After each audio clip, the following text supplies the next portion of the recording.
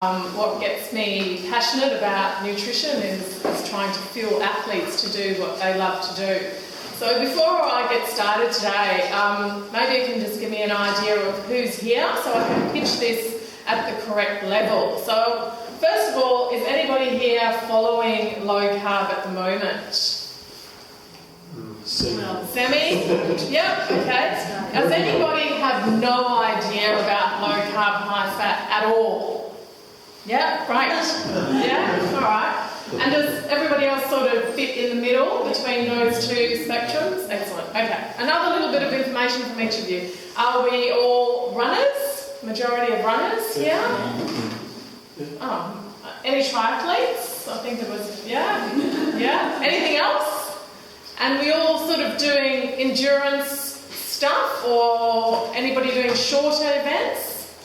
What do you call shorter? So like 5Ks or 10Ks? Yeah, anything up to half marathon. Up to half marathon and then beyond. Marathon, ultras, yes? So crossing the spectrum. Short and long. Great. Okay, good. Well, I always like to throw this stat in to sort of get your ears open. And when it comes to endurance events, it's around about 80% of DNFs who did not finish come back to nutrition. And that is really startling because that is something that you have complete control over, something you can do something about. If you pull a hamstring, well, what can you do but lie on the side of the road? But your nutrition you can do something about. So hopefully this will give you a few more tools that you can use in that regard. So I'd like to start off by telling you a little bit about my story and how I sort of came to using low carb myself and forcing my husband into doing it, and then how eventually recommending it to my patients as well. I've always been involved in sport. I was a national gymnast in South Africa where I grew up, and ran in cross country and that sort of thing. But I only got into longer endurance style activities probably about 14, 15 years ago now, where I did my first half Ironman triathlon in Shepparton.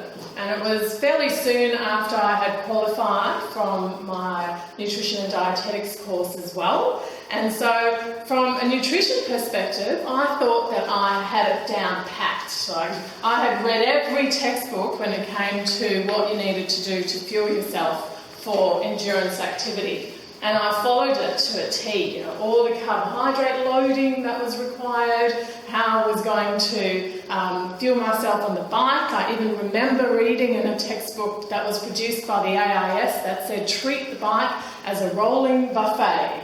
And that is exactly what I did. And I had as many gels and as many bars and sports drinks and goodness knows what else. I probably had some Vegemite sandwiches, whatever I could get in. And when I got off the bike, I felt like I had just had Christmas lunch.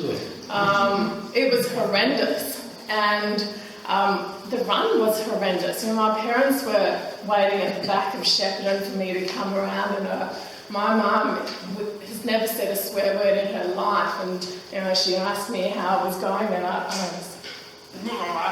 swore at her, and that's not me at all. So it was horrible. I didn't enjoy the run at all. I crossed the finish line and was completely against ever doing any sort of endurance event again, which many of us do when we cross the finish line anyway. I'm never doing that again. Next year you turn up. But what it did do is it sort of made me start to think about maybe the nutrition was not right, and more so than just the amounts and the type, maybe the whole strategy was not right. And I started questioning a lot of things. And this led me to initially question a lot around hydration, and I did a paper around hyponatremia, which is what people get themselves into when they overhydrate. And there's a lot of push out there, there was, and it's less and less now, to drink and drink and drink and drink before you're thirsty, drink every 15 to 20 minutes, and a lot of people become overhydrated. And overhydration is actually far, far worse. It's actually a real condition as opposed to dehydration, which is just a physiological state that makes you thirsty. So, once I started getting my head around this stuff, that the hydration stuff was possibly not right, it then started making me question around the whole carbohydrate thing. What I also found is that many of my clients who were coming in, patients who were coming in to see me, and I was making these recommendations, would come back to me and tell me about their gut issues that they had and their tolerance issues. And over the years, I was seeing a lot of elite athletes and people who had been competing for a number of years developing pre-diabetes, diabetes, a lot of athletes really, really struggling with their weight, just carrying that excess weight, trading the house down, eating a healthy diet and just not being able to shift any weight. This is repeated behaviour time and time again. And so it was all of these events that led me down the lower carb path. That's just me. I should be having that picture on while I'm telling my story. At one of the local park runs with my daughter. And so tonight what I'd like to do is take you through what, from a science point of view, what really converted me to low carb, high fat. Because the science is there, it's just about reading between the lines and probably interpreting it slightly differently and looking back at what went on in the 70s and 80s and how all the dietary guidelines came about. And it's quite scary actually. So without boring you too much, I will go into a little bit of the science. Joe will then come in and of course give you his 3 events, each of them quite different, and how he's taken that on from a practical point of view. And then we'll have some times for questions and answers, and I'm sure you'll have a few of those at the end. So to start this off, I thought I'd give you a good understanding around this topic of insulin resistance. And this is really the crux of low carb, because in the middle here, we've got insulin resistance. And what does that actually mean? So when we eat carbohydrate, it doesn't matter how that carbohydrate begins. It can start off as a piece of bread, a gel, a sports drink, a vegetable, fruit. Doesn't matter what it is to begin with. When we break it down and we digest it and it appears in our bloodstream, it will always be glucose. And when glucose appears in our bloodstream, we release insulin to deal with that glucose. Because glucose is useless to us, it's actually quite dangerous to us if it's floating around in our bloodstream.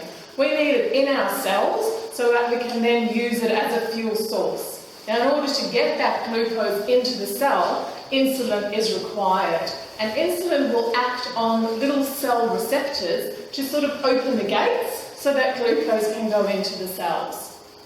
So that system needs to work effectively for us. However, over time, if we continue to eat carbohydrates day in and day out, and we're eating it, not just 3 times a day, but maybe 6 times a day, or even 7 times a day, because that's what we've been told to do, small frequent meals. It's sort of like antibiotics or even morphine. If you have it over and over and over again, you build up a resistance to it. So over time, we eat carbohydrates, we begin to build up a resistance to the effects of insulin. So let's say, just to give you some numbers, let's say you ate 10 grams of glucose, and in order to get that 10 grams of glucose into your cell, you needed 1 unit of insulin. But over time, you continue to eat carbohydrates, at all your meals, as you're being told, and therefore over time you developed a little bit of insulin resistance, and now you eat 10 grams of glucose and you need 2 units of insulin to get it into the cell. And then over time it's 3 units, and it just gets more and more and more, and your pancreas is working really, really hard, and what eventually happens is you get this high insulin, constant high insulin levels in your bloodstream. And you say, what's the problem with that? Everything. Everything is a problem with that, because high insulin levels has been at the root, we'll be able to, through any study you go back and look at, we can link high insulin levels to almost every single disease out there. From coronary heart disease to dyslipidemia, so blood fats, to diabetes, to PCOS, so polycystic ovaries, to irritable bowel syndrome, to autoimmune diseases, and the list goes on and on and on. Hyperinsulinemia is the worst thing that we can do to our bodies. And this is what carbohydrate creates for us. And as athletes, unfortunately, the majority of the population out there who are not athletes probably eat around 300 to 400 grams of carbohydrate a day. But as athletes, we've got to do everything a bit better and a bit more. And so we end up eating 500, 600, 700 grams of carbohydrate every day. And so this state is often even worse in athletes. And that's quite scary. We think we're doing the right thing by fueling ourselves so that we can participate in a particular activity, and maybe in that moment in time that is working for us, but what's it doing to us down the track? So why were we told to do this? Why has it been, the go-to? Why has carbohydrate been the go-to for so many years? And, I'll just touch on a couple of things, and if you want to write some of these down, and you can go and have a look at them on YouTube. There's some great clips about the McGovern report, and this is at the crux of it. And this is basically a bunch of politicians who sat around the table quite literally and came up with the dietary guidelines themselves.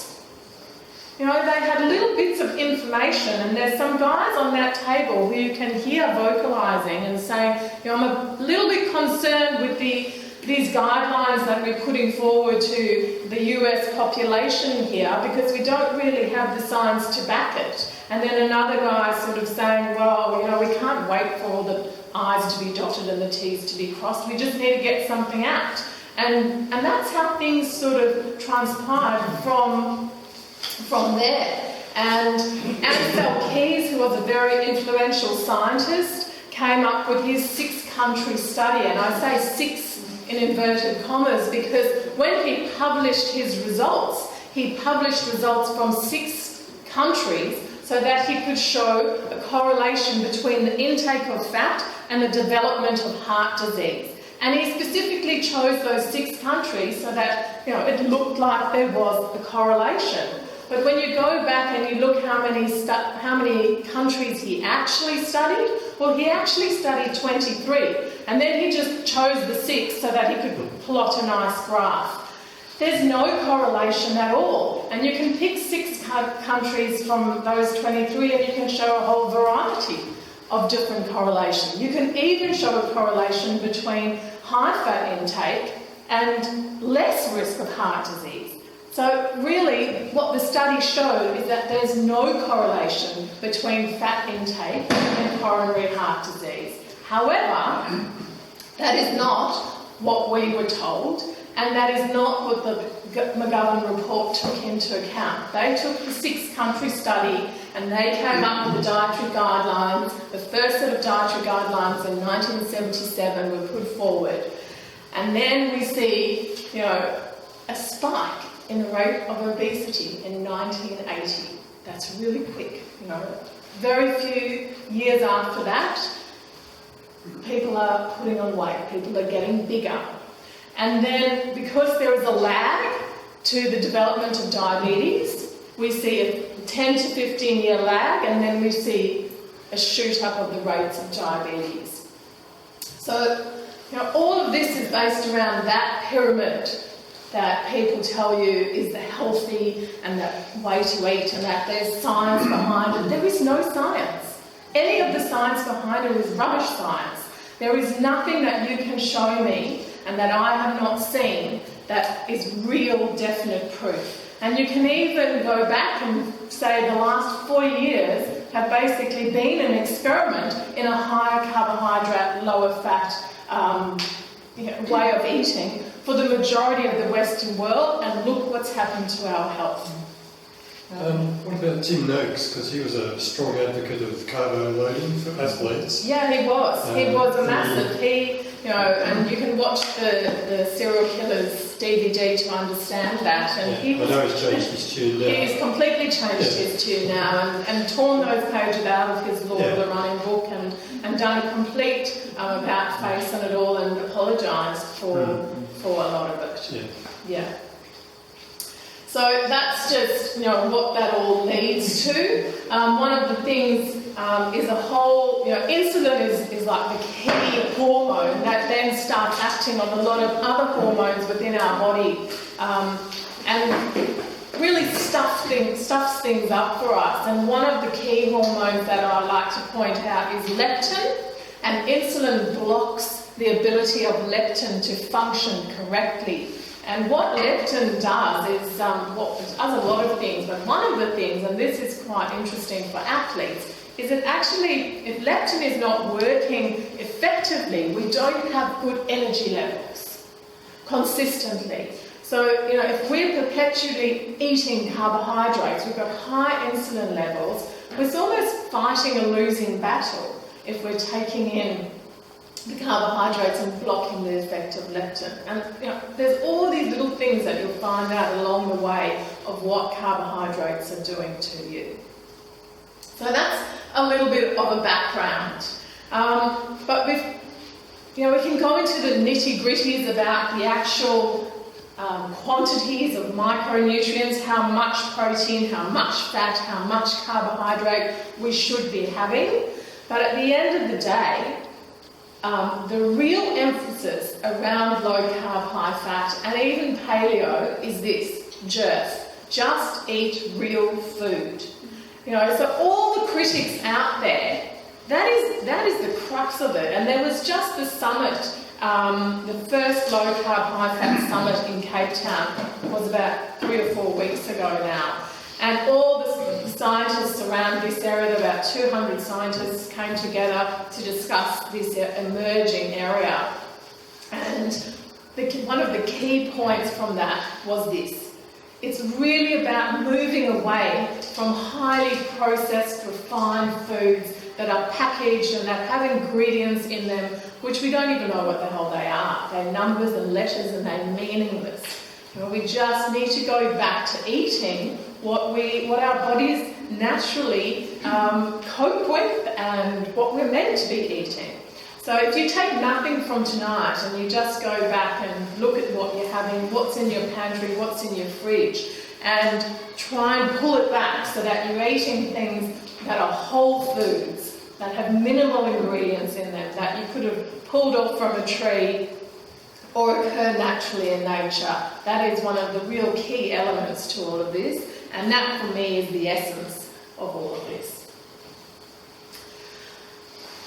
So, we come to this, the side of things where athletes fits in, and when we started going down this path, it was easy for me to see how just eating real food could work on a day-to-day basis, If I wasn't doing a lot of activity, I could go with eating real food and I wouldn't have to worry about things. But what was entering my mind was like, well, I'll still have to have some gels when I go out for those long runs, and I'll still have to have some sports drinks and bars and whatever when I do events.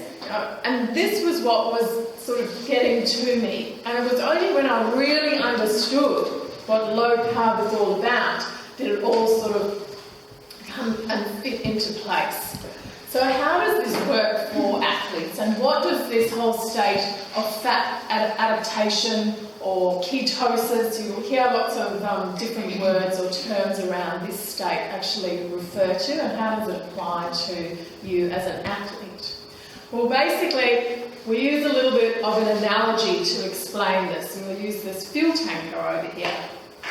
And we are similar to this fuel tank in that we have two fuel sources in our body. We have our carbohydrate fuel tank and we have our fat fuel fuel tank. And for the fuel tank over here, it's got that huge big fuel tank at the back, and then to fuel itself down the freeway, it's got the little white one at the bottom there.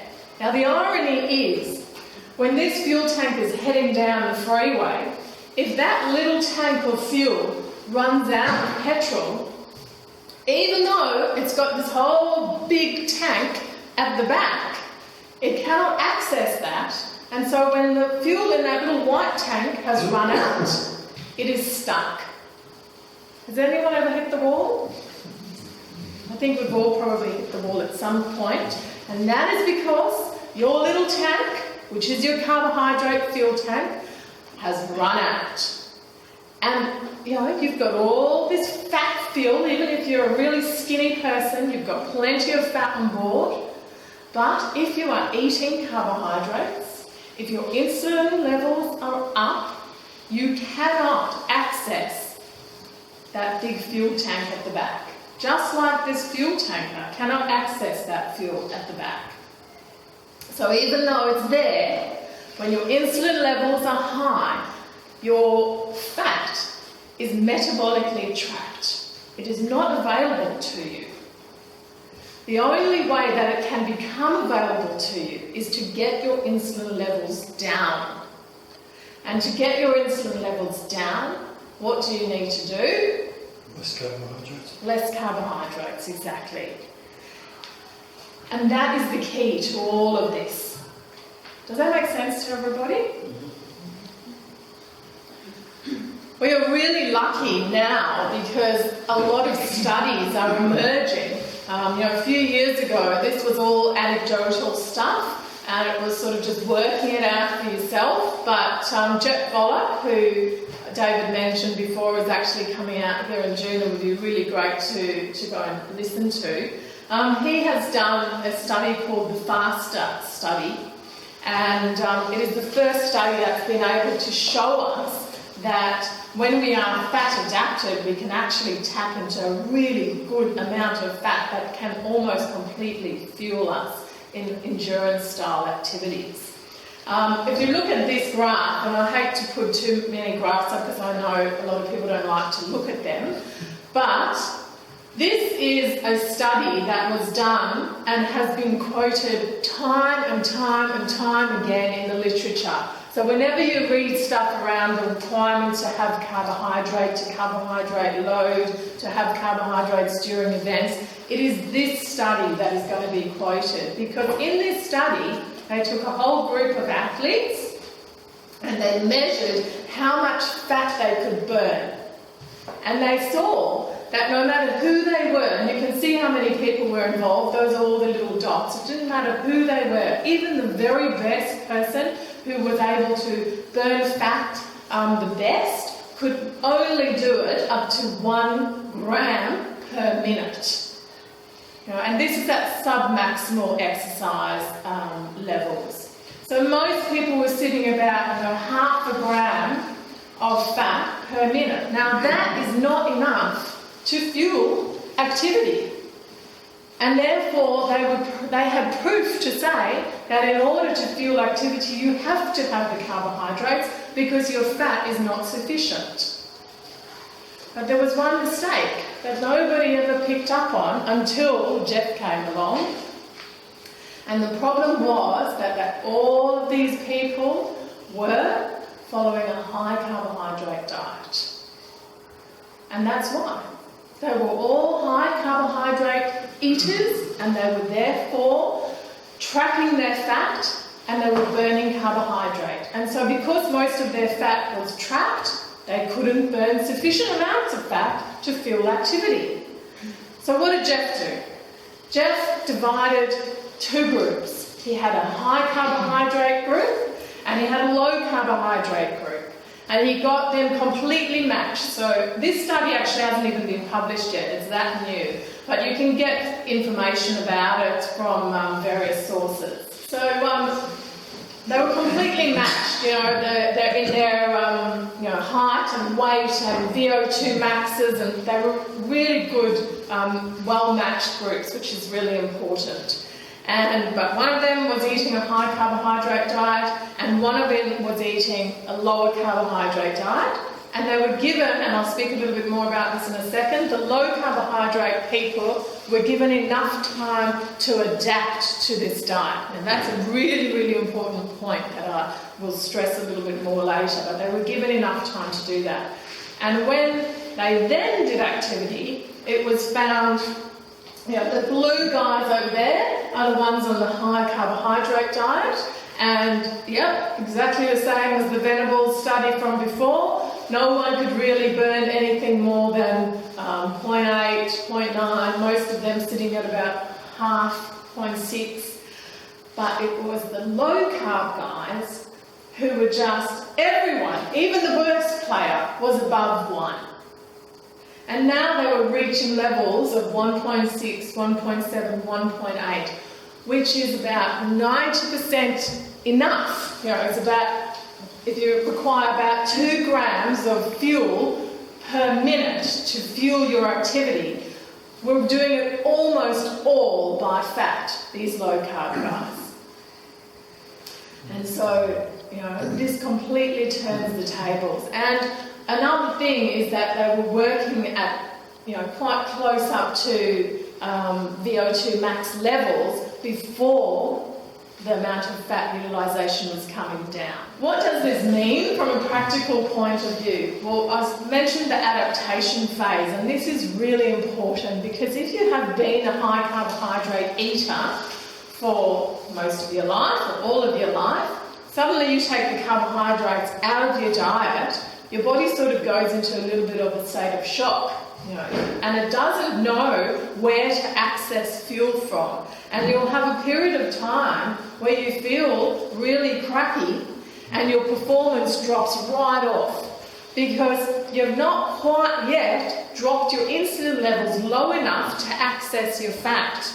And therefore you're in no man's land. You're not feeding yourself carbohydrates, so you can't get the fuel from there, but your insulin isn't yet low enough to access the fat. So you feel terrible and you can't perform well. And then people go, oh, this diet's a load of rubbish. But really, you've just got to hang in there. And that's the key. And anybody who's done this, and everybody sort of experiences that to differing degrees, you come out of that. And that might be after anything from about 7 days to 6 weeks. Is that totally cutting out carbohydrates or? No, we're talking low carbohydrate. Yeah. We're talking low, and the amount is very variable. So we'll go into that a little bit more. Yeah, low, not no. Yeah. So that expectation that there is an adaptation period and you won't feel great straight away needs to be a part of it. What this also means from a practical point of view is that it really simplifies things for you. And I'll leave that sort of up to Joey because, you don't have to think about this fueling strategy anymore. When you can tap into your fat, you've just got your fuel on board and you don't need to take gels and everything along with you. It's there.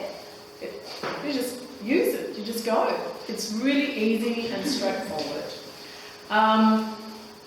Massive issue is around gut issues. We were at the Ironman weekend, cheering a few friends along, and almost everyone who came by, who we knew, how are you going? Oh, sore in the gut, haven't been able to keep anything down. All of those sorts of comments, and both of our experiences in the past, running off to the loo during marathons, and all that stuff is completely eliminated. It's gone. You don't have to deal with any of that anymore, and that is really liberating. And what the studies will show you is that high carb and low carb in terms of performance, like in time trial efforts and all that sort of stuff, they're pretty much on par. But when you add all these other little things into it, to me, low carb just shines because, if I didn't have gut issues, maybe I could take a half an hour off my own time, so I don't think it's as straightforward as just looking at it like that. Bomb proof, you're absolutely bomb proof because you've got a fuel tank that could last you for days, weeks on end. Whereas your little carbohydrate fuel tank, of course that's going to run out of fuel. And then when you can't get any more in because your gut's telling you no, well, you hit the wall, and that's the end. Much easier weight management. Why? Because you're burning fat. You're not burning carbohydrates anymore. So all of a sudden, you actually lean up because that's what's fueling you. And when you eat carbohydrates, that's what's fueling you, and your fat just sits there and you can't utilise it. So all of a sudden, you're leaner than you were in your 20s. And it's easy. What does this mean from a health point of view? One of the huge things around sugar and carbohydrates, and also a lot of the fats, when you go into detail around what types of fats you should be having, a lot of the seed oils and vegetable oils, which are not promoted in a higher fat diet, are very inflammatory. They're inflammatory not only in our gut, but systemically as well. And so we see a lot of people recovering better when they're on a lower carb, higher fat approach. There's some great stories in Serial Killers 2 about some of the cricketers who, especially one guy who was injecting steroids every 2 weeks into his knee, who hasn't had to use any of that for the past 18 months since going low carb. Joe will speak about his recovery and how that's been. So huge benefits in that regard too, not to mention the inflammatory component related to all lifestyle diseases, diabetes, heart disease, all of those. There's all of them have an inflammatory component to them. With all of that out of the way, the potential to stay within your chosen sport for an increased number of years, because most likely less injuries, none of the gut issues, a whole lot of things in your favour to allow you to keep doing what you love for longer. Decreased long-term health implications, I think I've gone into that enough, and this is not a fad.